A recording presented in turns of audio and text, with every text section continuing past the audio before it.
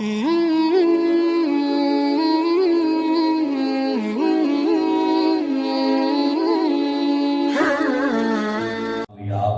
چاہتے ہو تو تمہارے پاس دو ہی رستے ہیں، ایک اللہ ہے اور دوسرا اس کے محبوب ہے۔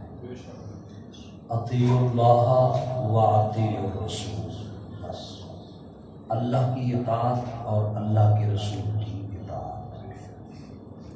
جب انسان نے کلمہ پڑھا مسلمان ہے، مسلمان ہونے کے بعد انسان کی اپنی خواہش اپنی مرضی ختم ہو جاتی ہے۔ پھر انسان کے جسم پر اللہ اور اس کے رسول کی مرضی چلتی ہے۔ جو اللہ اور اس کے رسول کی مرضی سے چلے گا وہی کامیاب ہے۔ جس نے اللہ اور اس کے رسول کی مرضی کو چھوڑا اور اپنی خواہش پہ چلا تو فرمایا کہ وہ تباہ و برباد ہو جائے گا اور وہ شیطان کا ساتھی۔ اللہ نے فرمایا یہ دنیا تمہیں اختیار بھی دیا، تمہیں صحت بھی دی، سب کچھ دیا۔ فرمایا اگر یہ دنیا تم ہماری مرضی سے گزارو گے تو فرمایا آخرت تمہاری مرضی سے گزرے گی۔ اور فرمایا اگر تم دنیا میں اپنی خواہش کو آگے رکھو گے، اپنی مرضی کو آگے رکھو گے تو تم نے اپنی مرضی دنیا میں استعمال کر لی ہے، پھر آخرت میں تمہاری خواہش اور مرضی نہیں چلے گی، پھر ہمارے فیصلے ہوں گے، پھر عذاب میں مبتلا ہو جاؤ گے، جہنم کی طرف چلے جاؤ گے۔ فرمایا پھر وہاں تمہارا کوئی اختیار اور تمہاری کوئی سنوائی نہیں ہوگی۔ فرمایا دنیا ہماری خواہش ہماری مرضی سے گزارو اور آخرت کے مزے، آخرت کے نشے اور آخرت کی سکون والی زندگی وہ تمہاری مرضی سے گزرے گی۔ فرمایا اب تمہاری مرضی ہے کہ دنیا میں خواہشات کو پورا کرو، آخرت میں کوئی حصہ نہیں ملے گا۔ اگر دنیا میں اللہ اور اس کے رسول کی مرضی سے چلو گے تو آخرت میں تمہاری مرضی چلو۔ علامہ اقبال نے بھی کہا تھا خود ہی کو کر بلند اتنا کہ ہر تقدیر سے پہلے خدا بندے سے خود پوچھے بتا تیری رضا کیا ہے، بتا تیری رضا کیا ہے۔ میری تو مرضی اللہ نے فرمایا ہے ہی ہے، اب اللہ کی بارگاہ میں اپنے آپ کو اس قدر بلند کر لو، اس قدر عبادات ہو تمہاری کہ رب تم سے پوچھے ارے بندے تم بتا تیری خواہش کیا ہے، تم بتاؤ تیری مرضی کیا ہے۔ تو جب ہم اپنی مرضی سے چلتے ہیں، اپنی خواہش سے چلتے ہیں، اللہ اور اس کے رسول کی مرضی کو پس پشت ڈال دیتے ہیں تو پھر قیامت میں تو ہمیں کچھ نہیں ملے گا، آخرت میں ہمیں کچھ نہیں ملے گا۔ اس لیے انسان کے دو دشمن ہیں، ایک کا نام ہے شیطان، یہ سب سے بڑا دشمن ہے انسان کا شیطان، اور دوسرا انسان کا دشمن ہے انسان کا نفس۔ دو دشمن ہیں، ایک انسان کا نفس انسان کا دشمن ہے، دوسرا شیطان انسان کا دشمن ہے۔ دو دشمن ہیں، ایک نفس انسان کا جو انسان کے اندر موجود ہے اور دوسرا شیطان جو انسان سے باہر موجود ہے۔ اب دو ہیں دشمن انسان کے، ایک نفس اور ایک شیطان۔ اب دیکھنا یہ ہے کہ شیطان یہ بڑا دشمن ہے یا نفس بڑا دشمن ہے؟ جو انسان کے اندر ہے یہ بڑا دشمن ہے یا جو شیطان انسان سے باہر ہے وہ بڑا دشمن ہے؟ آپ مجھے بتائیں۔ یہ جو شیطان ہے ایک وقت تھا کہ یہ اللہ کی عبادت گزار تھا اور اس کی عبادت اتنی تھی کہ ہر چپے پہ یہ اللہ کی بارگاہ میں نفل پڑتا تھا، نہ جانے کتنے ہزار سال یہ رب کی عبادت کرتا تھا، اور عرش میں کوئی جگہ خالی نہیں جہاں اس نے اللہ کی عبادت نہ کی۔ اس شیطان نے جب اس ابلیس کو شیطان بنایا اس وقت کون سا شیطان تھا کہ جس نے اس کو شیطان بنایا؟ اس وقت تو کوئی اور شیطان تو کبھی تھا ہی نہیں، شیطان تو ابھی بنا نہیں تھا۔ پھر اس کو کس نے ورگلایا اللہ کی نافرمانی پہ؟ وہ جس نے اس کو اللہ کی نافرمانی پہ ابھارا اور اس نے رب کی نافرمانی کی، وہ کوئی دوسرا شیطان نہیں تھا، وہ اس کا نفس تھا۔ اس کا نفس تھا۔ انسان کا نفس انسان کا بڑا دشمن ہے۔ انسان کا نفس انسان کا بڑا دشمن ہے، اور ہم سمجھتے ہیں کہ شیطان ہمیں ورگلا رہا ہے۔ شیطان بعد میں ورگلاتا ہے، پہلے انسان کا نفس ہی اسے ڈبو کے رکھ دے گا۔ بندہ تو بعد میں کہے گا کہ یار تو خوبصورت لگ رہا ہے یا کوڑا لگ رہا ہے، لیکن اس کا نفس اسے پہلے بتاتا ہے کہ تو خوبصورت لگ رہا ہے یا نہیں لگ رہا۔ کپڑے پہن کے انسان سب سے پہلے خود چیک کرتا ہے، اور اسے کپڑے اچھے لگیں تو بندے اچھے نہ بھی کہیں اس کے لیے اچھے ہیں، کیونکہ اس کے نفس نے جو اسے کہہ دیا۔ اب نفس انسان کو تباہ و برباد کرتا ہے۔ شیطان ماہ رمضان میں شیطان کو باندھ دیا جاتا ہے، لیکن پھر بھی بندے گناہ کرتے ہیں۔ ماہ رمضان میں شیطان بندہ ہوا، پھر بھی انسان گناہ کرتے ہیں، روزہ نہیں رکھتے، کہیں تراویح نہیں پڑھتے، کہیں نماز نہیں پڑھتے، کہیں برے کام کرتے ہیں۔ شیطان تو باندھا ہوا ہے۔ اب شیطان تو باندھ دیا، لیکن جو ان کا اندر نفس ہے وہ شیطان سے بڑا ان کا دشمن ہے، اور اس کی طاقت ہے جو انسان کو تباہ و برباد کر دیتا ہے۔ اب انسان کا نفس کیا ہے جو انسان کو تباہ کرتا ہے، انسان کو روکتا ہے نہ پڑھ نماز؟ یہ انسان کا اندر بیٹھا ہے نفس۔ شیطان تو بعد میں آئے گا۔ یہ نفس انسان کو ابھارتا ہے برائی کی طرف، یہ نفس انسان سے اچھائی سے انسان کو رکواتا ہے، اور پھر دلیلیں بھی اپنے سے دیتا ہے۔ داڑھی رکھے گا تو لوگ بوڑھا کہیں گے، اگر داڑھی رکھ لے گا تو لوگ تجھے بابا کہیں گے، اگر داڑھی رکھ لے گا تو لوگ تیرا مزاح کریں گے۔ ابھی کسی نے مزاح کیا تو نہیں؟ کیا تو نہیں؟ یہ اندر سے، اندر جو دشمن بیٹھا ہے نا، دشمن، وہ دشمن روک رہا ہے، وہ دلیل بھی دے رہا ہے۔ شیطان بھی جب شیطان بنا تو اس کے نفس نے بھی اسے دلیل دی۔ کیا دلیل تھی؟ اللہ نے جب اسے کہا میرے آدم کو سجدہ کرو، اب اس نے کیا کہا؟ اس نے کہا انا خیر منہ خلقتنی من نار وخلقتہ من طین۔ اب اس کے اندر جو شیطان تھا، جو نفس تھا، اس نے اسے دلیل بھی دے دی، اور اس نے دلیل میں رب سے کہا یا اللہ مجھے تو نے آگ سے پیدا کیا ہے، اور آدم کو تو نے مٹی سے پیدا کیا ہے۔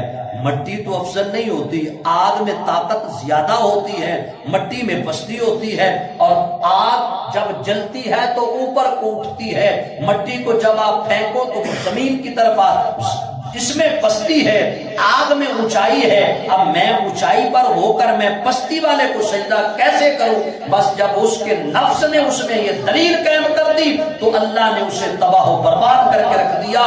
جو اتنی بڑی عبادت کرنے والا تھا، جب اپنی خواہش پہ چلا تو اللہ نے اسے دھتکار کے رکھ دیا اور کہا قیامت تک تجھ پر اللہ اور اس کے رسولوں کی لعنت ہو۔ یہ انسان کی خواہش۔ اب جو نفس ہے انسان کا، یہ نفس کیا ہے؟ اب آپ سوچیں گے قاری صاحب یہ نفس کیا ہے؟ یہ نفس انسان کی خواہشات، انسان کی خواہشات، اس کی جو مرضی ہے، اس کی جو خواہش ہے، وہ چاہتا ہے کہ میری خواہش کے مطابق کام ہو۔ وہ یہ نہیں چاہتا کہ یہ کام اللہ اور اس کے رسول کی خواہش پر ہو۔ وہ جب اپنی خواہش کو داخل کر دیتا ہے تو اللہ فرماتا ہے یہ شیطان ہو گیا، اس نے اپنی خواہش کو آگے رکھا، اللہ اور اس کی رسول کی مرضی کو پسے پشت ڈال دیا۔ تو یہ شیطان کا بڑا بھائی ہے، شیطان اس کا چھوٹا بھائی ہے، کیونکہ اسے شیطان نے نہیں ورگلایا، اس کے نفس نے ہی اسے ورگلا دیا۔ تو انسان کی جو خواہش ہے، انسان کی مرضییں جو ہیں، یہی انسان کو تباہ و برباد کر دیتی ہے، اور اگر ان پر کنٹرول نہیں ہے تو پھر انسان کبھی بھی کامیاب نہیں ہو سکتا۔ اس کی اپنی مرضی ہے، اس کی خواہش ہے میں یوں کروں، میں ویسے کروں، میرے پاس اس بندے سے زیادہ گاڑی خوبصورت ہونی چاہیے، میرا مکان اس کے مکان سے اونچا ہونا چاہیے، میرا مکان اس کے مکان سے خوبصورت ہونا چاہیے، میرے کپڑے اس سے زیادہ خوبصورت ہونے چاہیے، میں کپڑے پہنوں لوگ کہیں بڑا امیر آدمی ہے، میں کپڑے پہنوں لوگ کہیں بڑا نفیس آدمی ہے، میرے کپڑے مہنگے ہونے چاہیے، میری گاڑی مہنگی ہونی چاہیے، میں امیر ہونا چاہیے، میرے پاس بینک بیلنس ہونا چاہیے۔ یہ انسان کی ساری خواہشات ہیں، اور یہ دنیا کی خواہشات ہیں، آخرت میں ان کا کوئی تعلق نہیں ہے۔ یہ دنیا کی چیزیں دنیا پہ رہیں گی، اور تیرے ساتھ وہی چلے گا جو تو نے زندگی اللہ اور اس کے رسول کی مرضی سے گزاری، وہی زندگی، بقایا کوئی زندگی نہیں۔ جانور بھی زندگی تو گزار رہا ہے، لیکن جانور کی مرضی اپنی، اس کی کوئی زندگی نہیں، اس کے مرنے پہ کوئی تھوڑا بہت رنج ہو، افسوس ہو، کلخانیاں نہیں ہوتی جانور کے مرنے پہ، انسان کے مرنے پہ کلخانیاں ہوتی ہیں، انسان کے مرنے پہ دعائیں ہوتی ہیں، انسان کے مرنے پہ دکھ ہوتا ہے، انسان کے مرنے پہ انسان کی آنکھوں آنسو نکلتے ہیں۔ یہ انسان کی زندگی وہ زندگی ہے جو اس نے اللہ اور اس کے رسول کی مرضی سے گزاری، وہی زندگی ہے جو اس نے اللہ اور اس کے رسول کی مرضی کے بغیر گزاری، وہ گدھے جیسی زندگی ہے، انسانوں جیسی زندگی نہیں ہے۔ اب یہ انسان کی مرضی ہے کہ وہ انسانوں جیسی زندگی گزارے یا گدھوں جیسی زندگی گزارے۔ اس لیے خواہش یہ انسان کی تباہ و برباد کر دیتی ہے انسان کو، انسان کی خواہش، انسان کی مرضی، بے انصافی، بے اعتدالی، یہ بالکل چیزیں اللہ کو پسند نہیں ہیں، بالکل یہ چیزیں اللہ کے نبی علیہ السلام نے فرمایا تمہارے گھر میں 3 بیٹے ہیں، فرمایا سب کو یکساں چیز دیا کرو، کسی کے امتیاز نہ کرو کہ یہ ہے بڑا ہے، یہ پیارا ہے، یہ بیٹی ہے، اسے یہ چیز دوں اور اسے یہ چیز دوں، فرمایا کسی کو نظر انداز نہ کرو، فرمایا کسی ایک کو بھی نظر انداز کرو گے وہ بچی بولے گی تو نہیں، خاموش ہو جائے گی، لیکن اس کے اندر سے آنکھوں سے آنسو ضرور نکلیں گے کہ میں بھی اسی باپ کی بیٹی ہوں، اس کے لیے اتنا کچھ کیا اور میرے لیے یہ بھی نہیں۔ تو فرمایا میانہ روی اختیار کرو۔ آج ہماری محافل کا تو یہی حال ہو چکا ہے کہ بے انصافی چلتی ہے، انصاف نہیں چلتی۔ ایک نعت خان ہے، اس نے نعت پڑھی ہے، اس پر ہزاروں روپے ہم لٹا دیتے ہیں، اور ایک قاری قرآن ہے، قرآن کی تلاوت کرتا ہے، اور اس پر جناب ہم 10، 20، 100 روپے اسے دے دیتے ہیں۔ اب مجھے آپ بتاؤ کہ نعت افضل ہے یا قرآن؟ نعت افضل ہے یا قرآن؟ اب قرآن افضل ہے، لیکن جس نے قرآن پڑھا، جس نے ختم پڑھا، جس نے قرآن کی تلاوت کی، اس کے لیے چاند 1 پیسے ہیں، اور جس نے ڈھولے مائے نعتیں سنائی ہیں، اس انداز میں نعتیں سنائی ہیں، اس کے لیے ہزاروں روپے۔ یہ بالکل بے انصافی، اللہ کو بے انصافی پسند نہیں۔ سب کے لیے معیار ایک ہونا چاہیے، اپنے دروازے کو دیکھنا ہے، آنے والے بندے کو نہیں دیکھنا۔ ہماری غلطی یہ ہے کہ ہم آنے والے بندے کو دیکھتے ہیں کہ کون ہے، یہ دال والا ہے، یہ چاول والا ہے، اور اگر کوئی M P A M N A آ جائے تو وہاں بکرے، وہاں مرغے، وہاں چرغے، وہاں کیا چل جاتے ہیں، لیکن اگر ایک غریب آدمی ملنے کے لیے آ جائے تو دیکھا جاتا ہے کہ اس کے لیے تو دال ہی کافی ہے، اس کے لیے تو چائے ہی کافی ہے، اسے یہ بھی مل گئی تو اس کے لیے بڑی غنیمت ہے۔ اللہ فرماتا ہے اللہ کی بارگاہ میں یہ چیزیں پسند، تمہارا ایک معیار ہونا چاہیے، ہاں سب کو چائے پلاؤ، اگر کوئی امیر آ گیا ہے، بڑے سے بڑا آدمی آ گیا ہے تو اس کے لیے بھی چائے ہی رکھو، بسکٹ ہی رکھو، غریب آیا ہے اس کے لیے بھی چائے رکھو، اس کے لیے بھی بسکٹ ہی رکھو، ایک معیار رکھو۔ اللہ بے انصافی کو پسند نہیں کرتا، بے انصافی کو اللہ پسند بالکل نہیں کرتا۔ اللہ فرماتا ہے میں خود کسی سے بے انصافی نہیں کرتا، لیکن جو کسی سے بے انصافی کرے تو اللہ فرماتا ہے میں پسند نہیں کرتا۔ تو یہ ہے انسان کی جو خواہش، انسان کی جو مرضییں، یہ ہیں۔ اس خواہش کو، اس نفس کو مارنے کا طریقہ کیا ہے؟ یہ نفس ہی مر جائے، یہ خواہش ہی باقی نہ رہے۔ اب یہ بڑا مشکل مرحلہ ہے دلی خواہش اس پر کون کنٹرول کرے؟ بڑے بڑے مولوی اس پر کنٹرول نہیں کر پائے، بڑے بڑے پیر اس پر کنٹرول نہیں کر پائے، بڑے بڑے سٹیجوں پہ بیٹھنے والے ان چیزوں پہ کنٹرول نہیں کر پائے۔ وہ پھنس جاتے ہیں، محفل پہ جا رہے ہیں چلو کچھ تو ملے گا، ختم پہ جا رہے ہیں کچھ تو ملے گا، یہ جو کچھ تو ملے گا اس نے وہ تیری سب نیکی تباہ و برباد کر دی۔ اب کچھ تو ملے گا، اب یہ جو کچھ تو ملے گا، نعت پڑھیں گے کچھ تو ملے گا، تقریر کریں گے کچھ تو ملے گا، ختم پڑھیں گے کچھ تو ملے گا، اس جو کچھ تو ملے گا اس نے تیری نیکی کو تباہ و برباد کر دیا ہے۔ اب تیرے پلے کوئی نیکی نہیں ہے، تو بامی ساری رات بھی قرآن پڑھتا رہے، تیری خواہش یہ تھی کہ کچھ نہ کچھ تو قرآن پڑھنے پہ ملے گا، کچھ نہ کچھ نعت پڑھنے پہ ملے گا، کچھ نہ کچھ تقریر کرنے پہ ملے گا۔ فرمایا یہ تیرے دل میں خواہش آ گئی تو فرمایا یہ تیری نیکی تباہ و برباد ہو گئی۔ میں پچھلے دنوں ایک بڑا پریشان ہوا اور رویا بھی صحیح۔ ایک مرتبہ یہ آج سے کچھ عرصہ پہلے کی بات ہے، 1-2 سال، کراچی میں پروگرام تھا تو ایک شخص میرے پاس آیا جو کراچی جانا ہے، گاڑی میرے پاس ہے تو گاڑی پہ چلیں گے۔ میں نے اسے کہا یار کراچی بڑی دور ہے اور وہاں مجھ سے بڑے بڑے عالم موجود ہیں، نعت خان موجود ہیں، تو نے یہاں سے بندہ وہاں اتنے دور لے جانا ہے؟ کہتا جی یہ تو اپنی اپنی محبت کی بات ہوتی ہے، بات تو محبت کی ہوتی ہے، خوبصورتی کی نہیں ہوتی۔ یہی بات اللہ والے پتہ کیا کہتے ہیں؟ اللہ والے کہتے ہیں جو بندہ تمہاری بچی کی خوبصورتی پہ شادی کرے نا، فرمایا اس کو رشتہ کبھی نہ دو۔ جو خوبصورتی کی وجہ سے شادی کر رہا ہے، جو مال و دولت کی وجہ سے شادی کر رہا ہے، فرمایا اسے رشتہ کبھی نہ دو ورنہ ذلیل ہو جاؤ گے، کیونکہ حسن یہ باقی رہنے والا چیز نہیں ہے، آج ہے کل نہیں ہوگا۔ ایک اللہ کے ولی تھے اور ان کا چاچا زاد،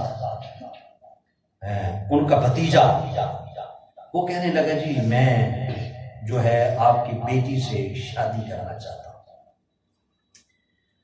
فرمایا تم کیوں شادی کرنا چاہتے ہو؟ کہا بس گھر آنے جانے کی وجہ سے مجھے محبت ہو گئی آپ کی بیٹی سے۔ کہا اچھا، کہا کس چیز سے محبت ہوئی؟ کہا جی وہ بیٹی آپ کی خوبصورت ہے اور خوبصورتی سے مجھے محبت ہو گئی۔ فرمایا اگر تو یہ الفاظ نہ کہتا تو میں تجھے رشتہ دے دیتا، لیکن جب تو نے یہ الفاظ کہہ دیے ہیں کہ خوبصورتی کی وجہ سے، تو فرمایا پھر میں تمہیں کبھی رشتہ نہیں دوں گا۔ اور اسے کہا تم کچھ عرصے کے بعد آنا، پھر اس پر بات کریں گے۔ اور بیٹی کو کوئی دوائی کھلائی اور وہ بیمار ہو گئی اور اس کو لوز موشن چل گئے اور اس قدر بیمار ہو گئی کہ آپ کو پتہ ہے کہ بیماری میں پھر حسن تو نہیں رہتا نا، پھر آپ حسن نہ رہا، بالکل وہ بچی جناب چارپائی پہ لگ گئی، چلنے کے قابل نہ رہی بلکہ دیکھنے کے قابل نہ رہی۔ اب جب وہ آیا کچھ دنوں کے بعد، کہا یہ ہے وہ میری بیٹی سے شادی کرو گے؟ کہا نہیں اس سے میں نہیں کروں۔ تو جو بندہ خواہش کا پجاری ہوتا ہے وہ کبھی تمہارا ساتھی نہیں بن سکتا، جو دولت کا پجاری ہے وہ کبھی کامیاب نہیں ہو سکتا، جو حسن کا پجاری ہے وہ کبھی کامیاب نہیں ہو سکتا۔ کامیابی اسی دوست میں کامیابی ہے جو آپ کے ہر معاملے میں آپ کے ساتھ رہے، بھوک ہے تو بھوک میں بھی ساتھ رہے، پیاس ہے تو پیاس میں بھی ساتھ رہے، وہ کامیاب ہے۔ اور جو صرف دیکھ کر آئے اس میں کوئی کامیابی نہیں ہے، جو صرف کھانے کے لیے آئے اس میں کوئی کامیابی نہیں ہے، وہ کوئی رشتہ دار بھی نہیں ہے کہ جب اگر بندہ چل رہا ہے تو وہ پوچھے تمہیں کیا چاہیے، اور جب بندے پہ مصیبت آ جائے پھر پوچھنے تک بھی نہ جائے۔ تو یہ خواہش ہے اور یہ انسان کی خواہش انسان کو تباہ و برباد کرتی ہے۔ تو میں بتا رہا تھا تو میں نے اس سے کہا کہ مجھے یار تم بائی ایئر لے جاؤ۔ اس نے کہا کوئی مسئلہ نہیں، آپ جہاز پہ آ جائیں، کوئی۔ اور یقین مانے بائی ایئر بھی میں گیا، لیکن یقین مانے کہ میری آنکھوں سے آنسو آ گئے۔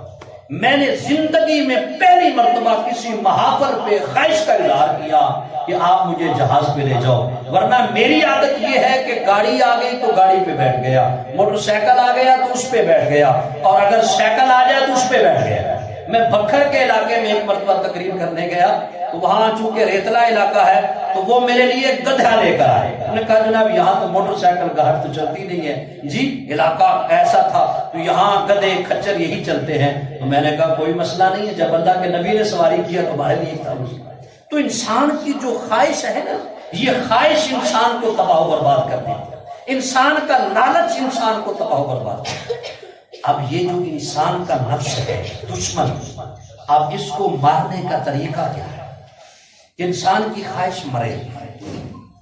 اب سب سے پہلا جو طریقہ علماء نے لکھا, اللہ کے ولیوں نے لکھا, نیک لوگوں نے لکھا نفس کو مارنے کا, فرمایا سب سے پہلے تم اپنی زبان پہ کنٹرول کرو. زبان فساد کی جڑ ہے. زبان ہی ہے تمہیں تخت پر بٹھا دے گی, زبان ہی ہے تمہیں تخت سے نیچے اتروا دے گی, زبان ہی ہے جو تمہارے لیے دوسروں کے منہ سے دعائیں نکلوا دے گی, زبان ہی ہے جو دوسروں کے منہ سے تمہارے لیے بددعائیں نکال دے گی, نکلوا دے گی.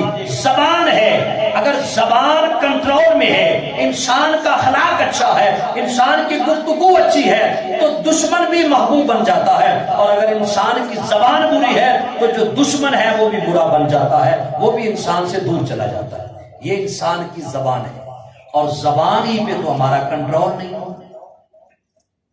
ایک آدمی کے ساتھ 20 سال 25 سال سے محبت چل رہی ہے, اگر تھوڑی سی کہیں سے غلطی ہوئی ہے تو وہ 20 سال پیچھا سارا ریکارڈ نکال کے رکھ دیا, اس نے یوں بھی کی ہے, وہ بھی کی ہے, یہ بھی کی ہے, فلاں بھی کی ہے, یہ ہے ہی ایسا, یہ کرتا ہی ایسا, یہ وہ ہے, یہ ہے. وہ زبان نے نہ جانے وہ پیچھے جو 40 سال 50 سال سے دوستی آ رہی ہے وہ سب کی سب تباہ و برباد کر کے رکھ. تو زبان ہے, یہ پھسل بھی جاتی ہے, زبان ہے, غلطی بھی انسان سے ہوتی ہے. تو فرمایا علماء نے کہ جس آدمی کی زبان اس کے کنٹرول میں ہے, فرمایا اس کی خواہش بھی اس کے کنٹرول میں. زبان خواہش, جو خواہش ہے یہ پہلے اس کو زبان پر لاتی ہے. جو نفس ہے جب یہ اپنی خواہش کرتا ہے اس خواہش کو زبان پہ چھوڑتا ہے, اور زبان پھر آگے فسادی بنتی ہے. بیویوں کی گھنٹے گھنٹے کی کالیں, شام کو شوہر گھر آتا ہے تو بیوی کہتی ہے وہ تمہاری بہن تو یہ کہہ رہی تھی.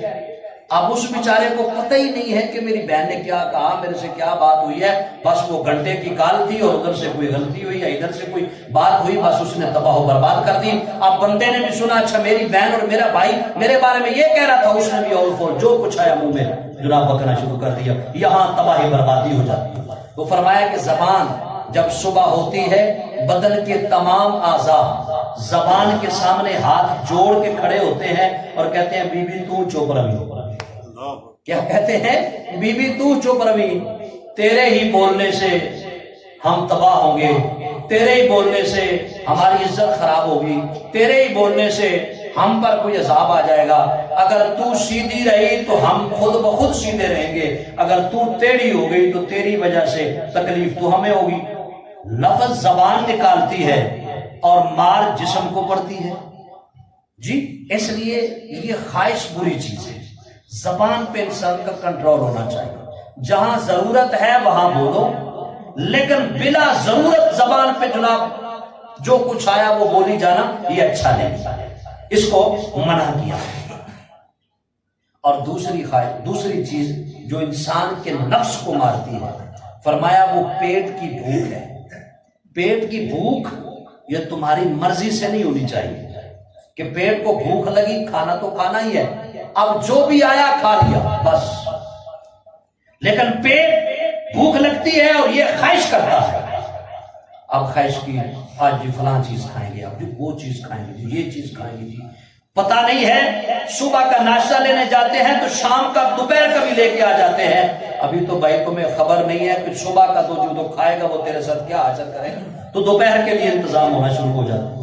تو یہ انسان کی جو پیٹ کی خواہش ہے یہ انسان کو تباہ و برباد کر دیتی ہے. اور یہی انسان کی فرمایا کہ پیٹ میں اگر حرام کا نقبہ گیا تو فرمایا وہ تمہاری خواہش کو اور جوان کر دے گا, اور پیٹ میں اگر حلال کا خاتمہ چلا گیا، فرمایا یہ تمہاری خواہش کو بالکل ختم کر دے گا، وہاں پھر غلبہ حلال کا ہوگا، حرام کا نہیں ہوگا۔ جب حرام کی خوراک ہوگی تو پھر غلبہ حلال کا نہیں ہوگا، حرام کا ہوگا۔ یہ انسان کی خواہشیں ہیں، یہ انسان کی مرضی۔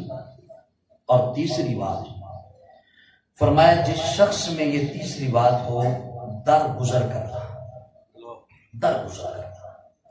اگر کہیں سے کوئی بات آ بھی گئی ہے، کہیں سے کوئی معاملہ ہو ہی گیا ہے، ٹھیک ہے، اب اس سے درگزر کرنا، اسے چھوڑ، بھئی یوں سمجھو رات گئی بات نہیں۔ اگر نظام چلانا ہے، اپنی خواہش کو ختم کرنا ہے، رشتہ داری کو برقرار رکھنا ہے، اولاد کو برقرار رکھنا ہے، لڑائیوں جنگوں سے بچانا ہے، تو پھر رات گئی بات گئی، بس اس کو بھول جاؤ، جو ہوا سو ہوا۔ فرمایا درگزر کرنا سیکھ جاؤ۔ جس میں درگزر کرنے والی بات آ جاتی ہے، فرمایا وہ صاحب عزت بنتا ہے، صاحب ذلت نہیں بن سکتا۔ جس بندے میں درگزر کرنے والی بات ہوتی ہے وہ صاحب ذلت نہیں بنتا، وہ صاحب عزت بنتا ہے۔ لیکن جس میں درگزر کرنے والی بات نہ ہو، فرمایا وہ جتنے بھی بڑے سے بڑا امیر کیوں نہ ہو جائے، فرمایا وہ صاحب عزت نہیں بن سکتا، وہ صاحب ذلت نہیں بنتا۔ اس لیے یہ تین چیزیں ہیں۔ حضرت عبداللہ بن عمر صحابی رسول ہیں اور بہت جلیل القدر صحابی رسول ہیں۔ آپ بیمار ہو گئے، انسان بیمار ہو جاتا ہے زندگی میں، تو بیمار ہو گئے، گھر والوں نے کہا کہ آپ کچھ چیز کھا بھی لیں۔ فرمایا میری بیماری اس قدر زیادہ ہے کہ میری کوئی خواہش نہیں ہے۔ 3 دن اسی میں گزر گئے کہ کچھ نہیں کھانا، کچھ نہیں کھایا، 3 دن گزر گئے بیماری میں، آپ کو پتا ہے۔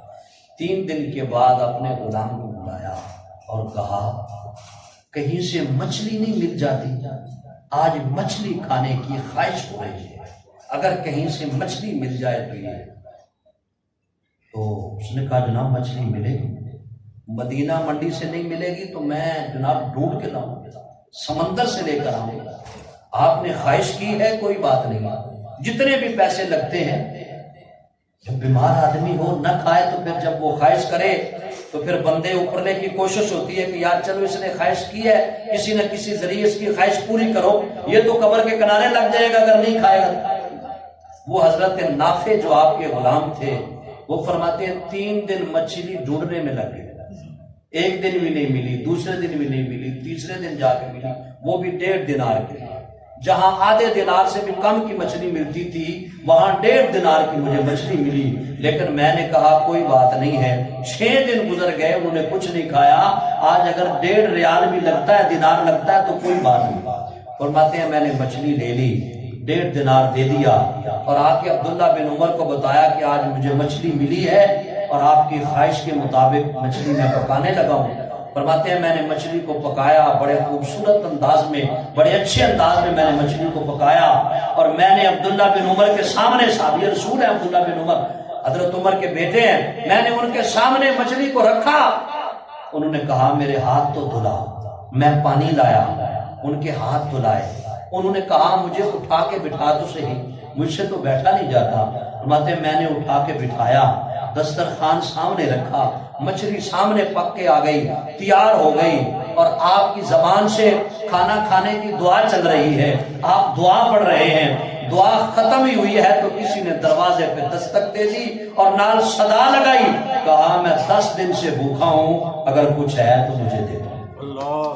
اب آپ مجھے بتاؤ، اور گھر میں کچھ ہو بھی نہ، گھر اور کچھ ہو بھی نہ، ہمارے گھروں میں تو ایسا نہیں ہے، لیکن اس کے باوجود ہماری حرص اتنی ہوتی ہے، لالچ اتنا ہوتا ہے کہ کھانا کھانے پہ جب بیٹھتے ہیں تو غصہ بھی تیز ہو جاتا ہے، اور اس وقت کوئی مانگنے والا آ جائے تو پھر اور فور بھی نام نکال دیتے ہیں۔ بہرحال کہا یہ اٹھاؤ اور اسے دے دو، ایک لقمہ تک نہیں لیا۔ فرماتے ہیں کہ آقا کا حکم تھا اور ارمان تو بڑا تھا، لیکن مالک کا حکم، فرماتے ہیں میں نے اٹھایا اور مچھلی اس مانگنے والے کو دے دی، میں نے کہا تم لے جاؤ۔ دل میں خواہش تھی کہ یار مچھلی انہیں پسند آئی ہے، میں پھر اس کے پیچھے چلا گیا۔ میں نے کہا یار تو غریب آدمی ہے، تجھے مچھلی سے کیا غرض؟ غریب آدمی کو پیٹ بھرنے کی غرض ہوتی ہے نا، سواد سے تو کوئی غرض نہیں ہوتی غریب آدمی۔